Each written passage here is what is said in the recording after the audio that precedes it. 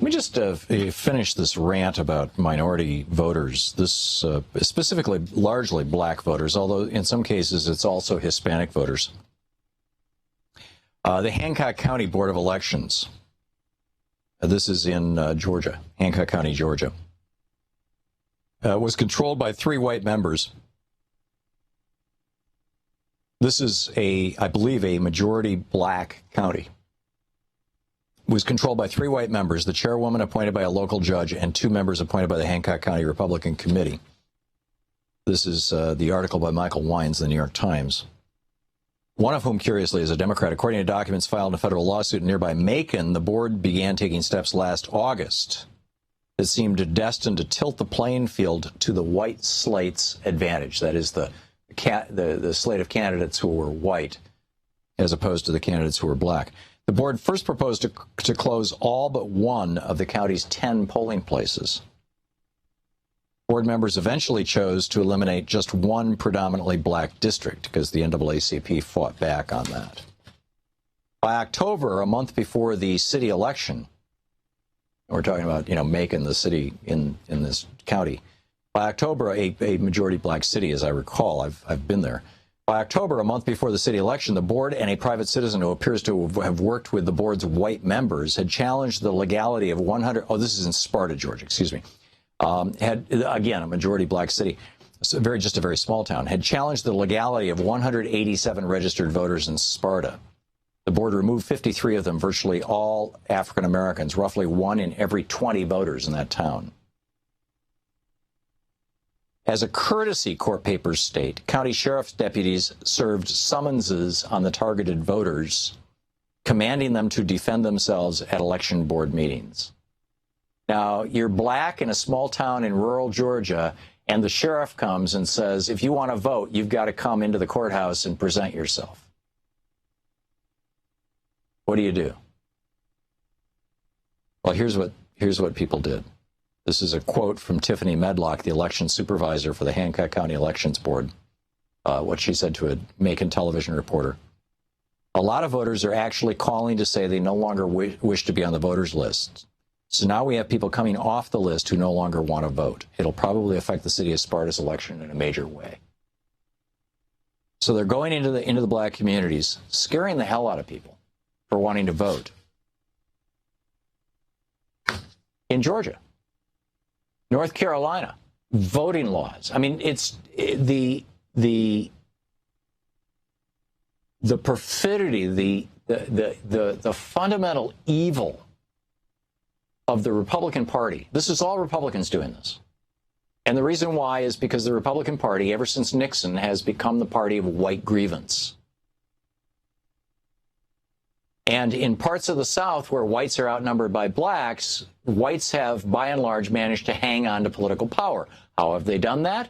Historically, they've done it by Jim Crow techniques, the principal one being denying people the right to vote. Whether they do it because they've been arrested, whether they do it because they're just shutting down polling places in their communities, whether they do it because they're shutting down registration places in their communities. This is happening all across the South, and it's also happening in the North in places with majority African or large African American communities. This is so wrong. I don't know how to describe how it's. But this is the Republican strategy for winning, because they can't win on the issues. If Republicans go out and say, we're opposed to gay rights. We think that, women should not be able to make their own health care decisions, particularly with regard to reproduction, which includes abortion, but also includes things like birth control. If they came out and said, we're in favor of eliminating the wall of separation between church and state, we're in favor of more tax cuts for billionaires and higher taxes in the form of taxes and fees like sales tax and fees on working people. These are all Republican positions, right? If they were to say, we're opposed to any kind of national health care system, including Obamacare, people should be forced to pay banksters like United Healthcare for their health insurance. if they say, we love Citizens United, we want billionaires running our campaigns, if they say we're opposed to building infrastructure, we like America disintegrating into third world status, if they say we think that public schools should all be privatized, if they say that, private prisons are just a fine thing, there should be more of them, if they say that we're in favor of income inequality, we're in favor of the war on drugs, we're in favor of these foreign wars, we're opposed to voting rights, we don't want to do anything about violence by the police, we're in favor of the TPP and trade. If the Republicans said all these things, that they want to privatize Social Security, that they don't believe in climate change, that they don't think that we should have net neutrality, if we think that it's just a fine thing that students in America are now over $2 trillion in debt and can't discharge it in bankruptcy,